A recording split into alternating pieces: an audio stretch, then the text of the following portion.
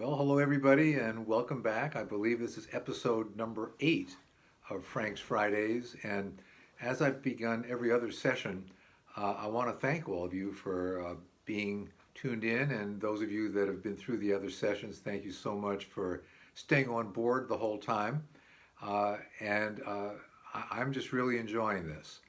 About maybe 2 months ago, a little bit more than 2 months ago, Ryan approached me with the thought that maybe as an adjunct to his wonderful YouTube sessions, that I do one for a while, at least until I run out of material. And he anointed the name Frank's Fridays to it, which makes a lot of sense to me since they're shown on Fridays, and my name is Frank. So I agreed to, and I thought maybe, well, somebody out there would be watching it, and it might help them in some way, and well worth doing. Plus, I've had a lot of fun doing it. Fact of the matter is that I am stunned by the incredible, 8, 9,000 different people that seem to watch every episode, and the tremendous comments, the kind, generous, well-articulated comments that I get, usually 250 or 300 different comments after every episode. So I want to let everybody know, number one, how much I appreciate your being on the other end of this, and number two, that I read each and every comment and how much I appreciate them as well. It gives me a little clarity about what's working and the fact that some people are finding value in this, so I greatly appreciate it. That said, when I left off at the end of episode number 7, Ryan had just made the transition from Victorville, very, very harsh place in the eastern part of Southern California, and after a couple weeks stay in Oklahoma City as a transit place, moved on to Oxford, Wisconsin. So as we enter 2011, the setting is Oxford, Wisconsin.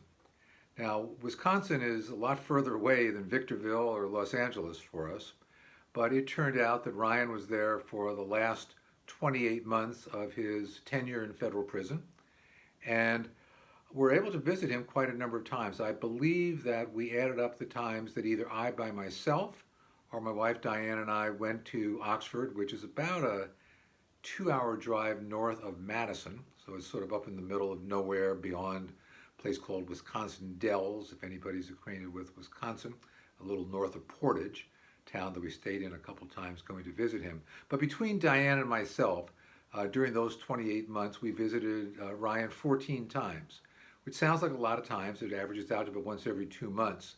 But I had a little bit of an advantage in that I traveled a lot professionally, traveled a lot in the Midwest, traveled a lot to Chicago. So I was able to work out in virtually all my trips to Chicago, or I remember one time I was in Cedar Rapids, Iowa, doing some work there. I was able, after I was done, to get in a rental car and drive on up to Madison and stay there, or drive all the way up to Oxford to see Ryan. So we got to see him 14 different times over that last 28-month period. Probably the most memorable time is the very first visit that we made to visit Ryan in Oxford. It was in January of 2011, and it being Wisconsin and it being January, we expected the worst, and actually the weather was relatively good other than the fact that the ground was totally covered in snow. But that said, and this is back before there was back before things really got sophisticated in GPS systems, we had to try to find our way to this prison, which is not really at an address. So we got up to Oxford, and all I remember is driving around forever trying to figure out how to get to the prison. And Oxford is so rural that once we got off the main interstate or freeway up there, we were in pretty narrow, remote roads. And all that we really saw was fields and silos and farms and lots of snow everywhere. Didn't even see any cows. It must have been too cold for the cows. I don't know where the cows went. But the bottom line is that it took us much longer than we had hoped to get to see Ryan that Saturday morning. We did get to the prison finally. And first of all, what a contrast there was between the prison in Oxford, Wisconsin, and the prison in Victorville, California, or for that matter, the Metropolitan Detention Center in LA, or for that matter, some of the state facilities that got to see at a later date. Uh, Victorville was the classic image that you would have of a prison or a penitentiary with all sorts of barbed wire and sort of this stark cement series of structures in the middle of nowhere. And it was very foreboding, very intimidating. We got to Oxford and were pleasantly surprised that it almost looked like a quaint college campus. The buildings were in red brick and everything, it was basically in a nice foresty area. So that was a good positive start to our visit to Oxford. We went in, and anybody that's visited a federal prison knows that you have to go through a great deal of rigmarole before you get to see the inmate. We had to fill out forms, and we had to wait, and so forth and so on. Finally, they called us, and we went through security. And remember, we were hoping to get there about 9 o'clock or so on a Saturday morning, knowing that we could visit Ryan up until 3 o'clock. Thought 6 hours would be a good solid amount of time to spend with him, and he'd look forward to it. We hadn't seen him in several months. So we were going through security. You have to go through security, as one might expect, a little, almost like the kind of thing you would see at an airport. And my wife Diane went through first, and they said, no, you can't go through. There is metal in your bra. Metal in a bra. I've, to be perfectly honest, I've never worn a bra, so I don't know what's inside bras, but apparently there's metal inside a bra. And they said, sorry, you can't go in there. So I said to Diane, well, that's simple. Just go into the ladies' room and take your bra off. And they said, no, you can't do that. So I said, well, what are we going to do? She has metal in her bra. She can't take her bra off. She can't go in without a bra. And they said, well, we have a solution for you. You can go back to the next nearest town, which is a good 25-minute drive back. It was right at the freeway that we had gotten off before we got lost. I don't remember the name of the town. It wasn't Oxford, but it was a town contiguous to Oxford. And we can go to a place called Piggly Wiggly. Some of you that are listening may know of Piggly Wigglies. I have to humbly say that there aren't Piggly Wigglies that I know of out here in California. But we went to a sort of an all-purpose general store just off the freeway exit in this town. And the idea was to go and buy a wireless bra. And they claimed we could do that. So we went there, and indeed they had bras, but they had wires in them. So we had to get a little bit creative here. So we asked the Piggly Wiggly people if they could provide us with a scissor. And we cut in and took the wire out of the bra, and then Diane went into the ladies' room and exchanged the now wireless bra with her wired bra, and off we went back to see Ryan at the federal prison in Oxford, another 25 minutes back. So now it's about 12:30, maybe 1:45. Really frustrating. First we got lost, then we had to do the Piggly Wiggly thing. And the poor guy, there's no way that anybody can let him know what's going on. So he was basically waiting for hours upon hours to see us, which, you know, when you're 2,000 miles from home and in an environment like that, it's clearly a very important moment for you. So we went through again, and sure enough, she was let through with her now wireless bra, and then I went through. Now, I don't know if I had mentioned this previously, but with the heart issues that we had discussed in previous episodes, along the way I had gotten a pacemaker, which is right here, a pacemaker and a defibrillator, which I proudly sport inside my body. And so you can't go through security devices, or it could deactivate your pacemaker, which I obviously didn't want to happen. So I said, well, I can't go through, you just have to pat me down. I have a pacemaker. And here we go again. They said, no, we can't do that. You know, you have to have a letter or a card that says that you have a pacemaker. I mean, I could feel it right now. I mean, it's here. But they said, you have to do that. So at this point, I was starting to get really upset. And there was probably a very close line between me converting from a visitor to an inmate myself at that point, if they had pushed me any further. That said, there was some guard that was standing 10 feet away that saw this going on. And he sort of intervened and said, call Joe. Joe is somewhere else on campus, and he'll come over and he'll let you through. We can understand. Because I was saying, my God, this is crazy. We have to go back to the airport, go back to California, come back in a couple of weeks, came all this way for nothing. And so in any event, Joe came and patted me down and said we could go, and we went and we sat there. And what also happens at these prisons is you go and sit there for a good 15, 20, 20, sometimes 25 minutes waiting for the inmate to be escorted over. So by the time Ryan got there, I remember it was about an hour and a half left in the visiting day. Rather than 6 hours, we got an hour and a half. And Ryan was not happy. He was disappointed. And we explained it, and obviously he can understand. It was almost a funny story in some ways, but it was still very frustrating. Fortunately, the next 13 visits, maybe 5 of those on my own and maybe 8 with both myself and Diane, all those went well. We found that uh, the uh, uh, the inmate population were very nice people. We found that the majority of guards were nice people. It was sort of that rural Wisconsin kind of atmosphere. Things went pretty well without incident. The one incident that I do remember the most was when you're there for 4 or 5 or 6 hours, you're inevitably hungry. Plus, it gives Ryan a chance to eat something other than what he would normally get during the course of the day. So the direction you would go when you're in a prison like that is they have a series of vending machines, sort of old rickety vending machines. And the best we could do for lunch was maybe a cola and some Cheetos or some potato chips, or if you really want to spring for the expensive stuff, you can get some sort of chicken salad sandwich that you can throw in this makeshift microwave. My best memory of that was how often it didn't work.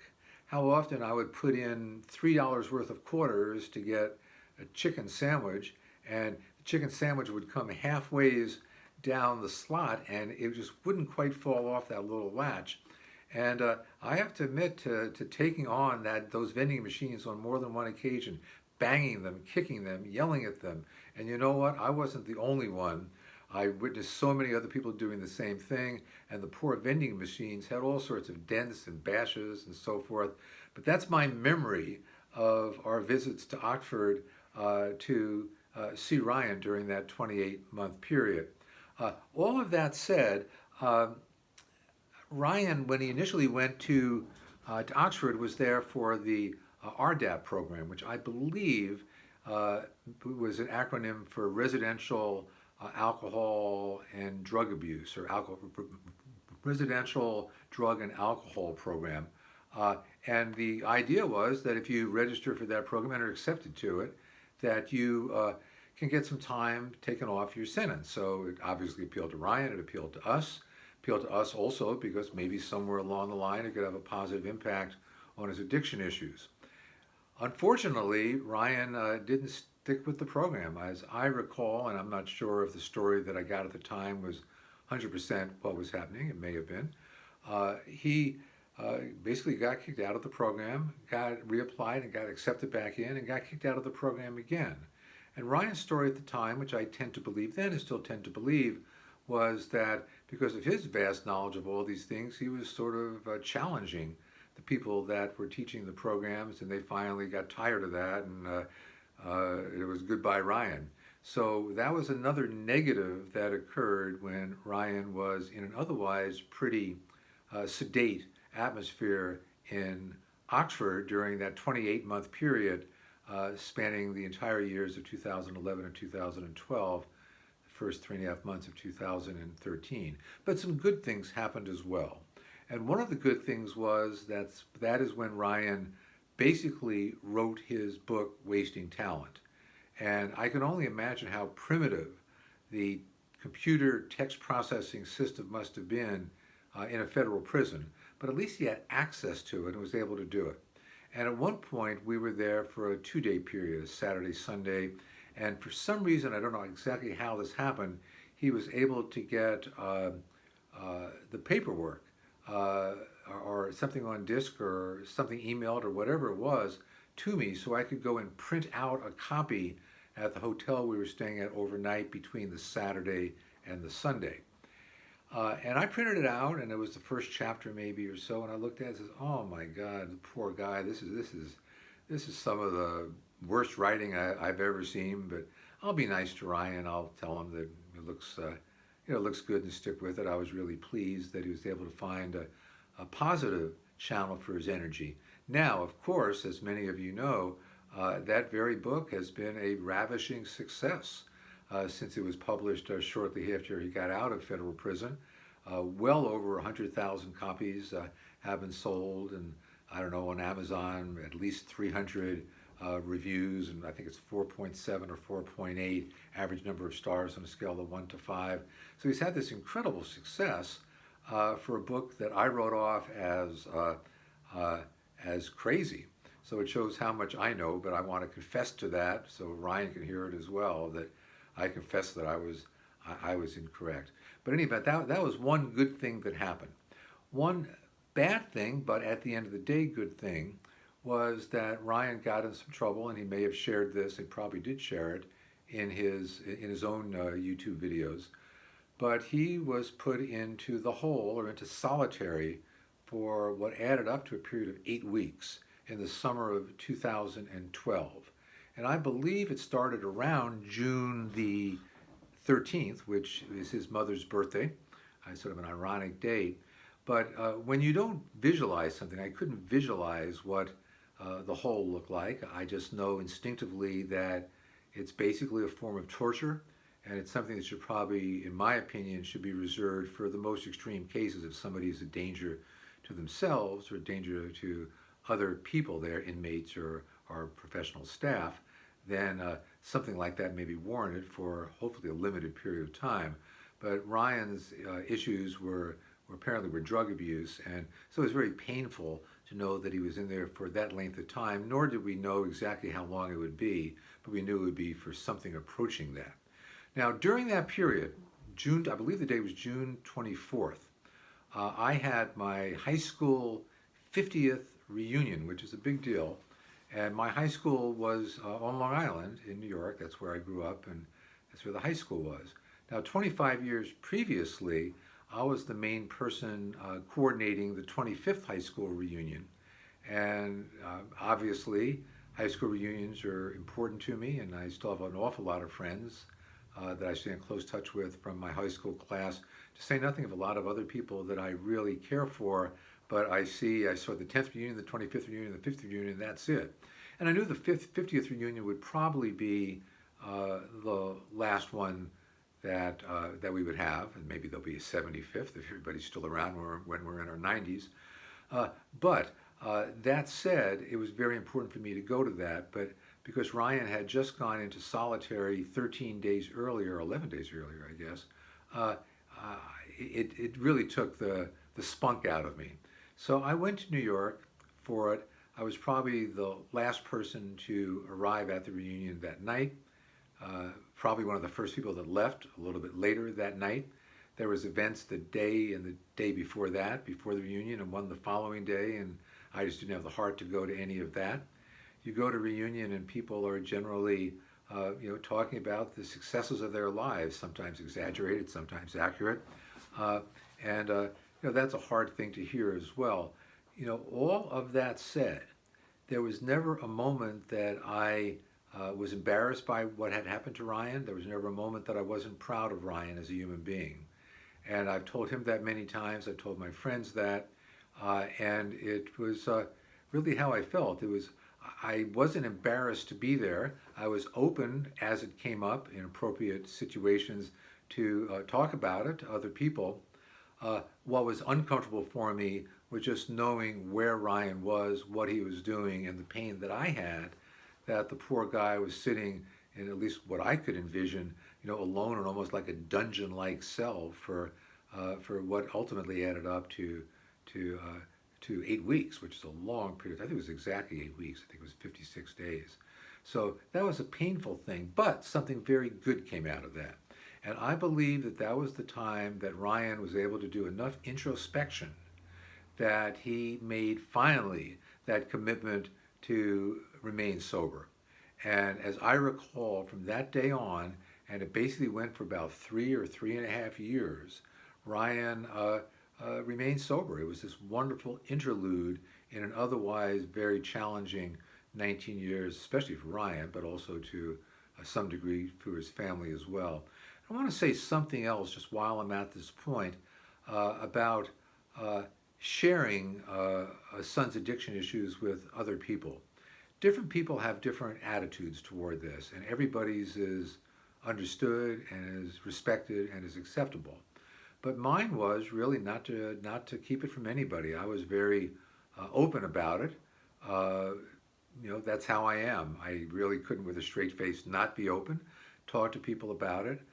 Fortunately, my professional career was in healthcare, so a lot of the people that I was around, both professionally and professionally, my closest professional friends, were in healthcare. They had a higher level of sensitivity toward this.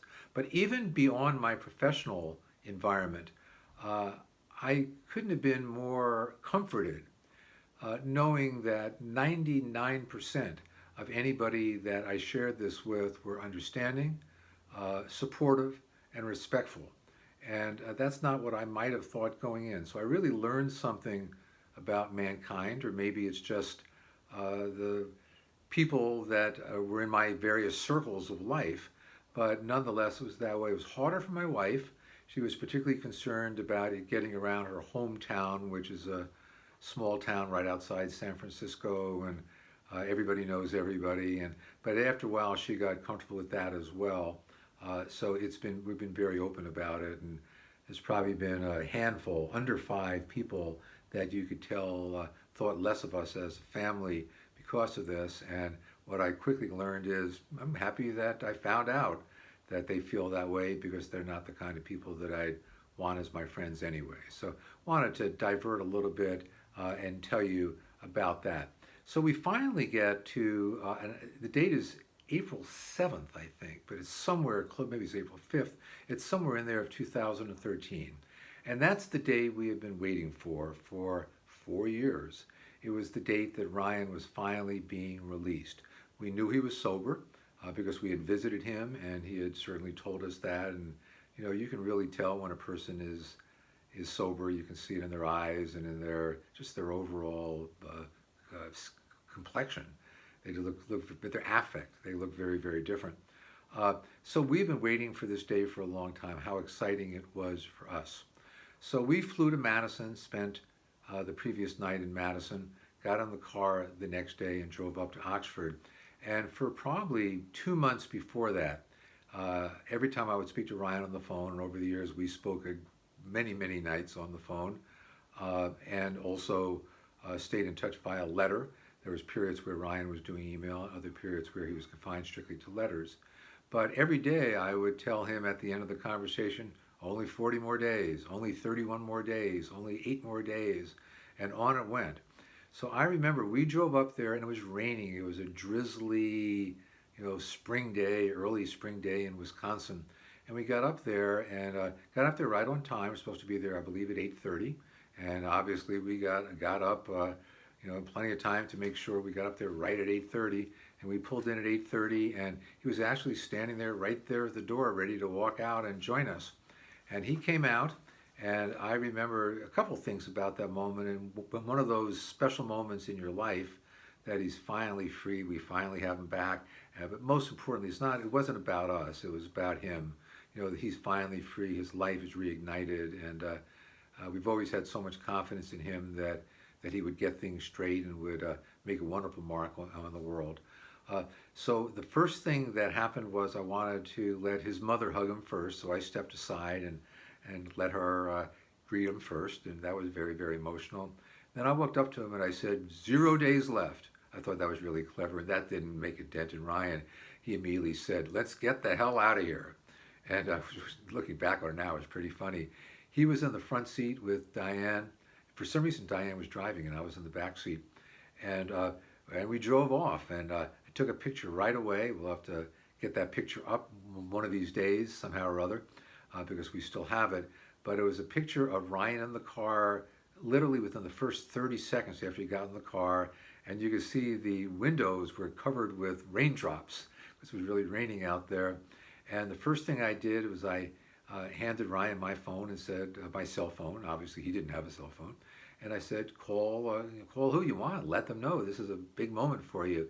So he called a couple of his friends. He called a wonderful, wonderful, wonderful friend of mine since college named Mush, who was very coincidentally a nationally recognized expert in prisoner rights and had stayed very close with Ryan through those years and ever since. And he called Mush and spoke with Mush and also told Mush that how much he appreciated and the fact that he was out and so forth. And we moved on and we went into a little convenience store. It was not the Piggly Wiggly, it was something else along the way, a little closer to Madison. And I remember when we got out of the store, and it was like Ryan's first semblance of the real world in 4 years. Whereas a free man, he walked into the store, we probably got some snacks or something like that, and used the men's room and ladies' room there. And I remember when he got back to the car, he said something very interesting and I thought revealing. He said that he really had this feeling that everybody in there knew, that he was an inmate that had just gotten out. And there was no reason to believe this, but he just said he could tell the way they were looking at him, and there may be some truth in that. It was probably a half-hour drive from the federal prison. But he was wearing civilian clothes. There was no hint of that. So in any event, I thought that was very revealing, that the first place you're going to go mentally when you're out there is that other people are looking at you like you're something different, and you're not. You're a free man again. So I thought that was interesting as well. Let me just do something here. Okay. In any event, that said, we went on, and we're just down to a couple of minutes here. We went on to Madison, and sure enough, nothing ever works out quite right. There's a guy named Murphy that created a law that covers all this. I think most of us have heard. So we get to Madison, and our schedule is to fly to Denver and then on to LA, and 7, 8 o'clock that night for Ryan to enter a halfway house for what turned out to be about 3 weeks in North Hollywood. So everything was set to go. We had everything all lined up, and we get to Madison, and our flight is canceled. So we had to actually backtrack and go east to Detroit to catch what was then Northwest Airlines flight to LA. And I had an injury. I was doing some climbing, some hiking up in Big Sur a few weeks before, and it really hurt my foot. So I couldn't walk around very far. So I had to be moved in a wheelchair. I'm a really healthy guy, but I had to be moved around in a wheelchair. And we barely made our connection in Detroit to get to LAX. But we did. We got to LAX. We got there much later. It was probably 10 o'clock at night. Our car was there. We had to go retrieve the car. And then we had to drive to the halfway house in North Hollywood. And we probably didn't get there until 11:30 or 12. And I believe that we called the halfway house on the way up and said, look, we have Ryan LEONE here. I know we're several hours late, but his plane was canceled. We had to get rerouted through Detroit. And fortunately, they were accommodating, and we were able to get him up there about midnight or so. What an exhausting day this was, by the way. Midnight was 2 in the morning Wisconsin time. And we dropped Ryan off at the halfway house and wished him the best. And we told him we'd be in close touch every day going forward, and that following that he'd be coming home to Santa Barbara at long last and could restart his life. So with that, we will end episode number 8 of Frank's Fridays. And again, thank you very, very much for being part of this. I'm having a ball, and I'm so glad that all of you are still on with me. So thank you very, very much. Happy day. Palabra.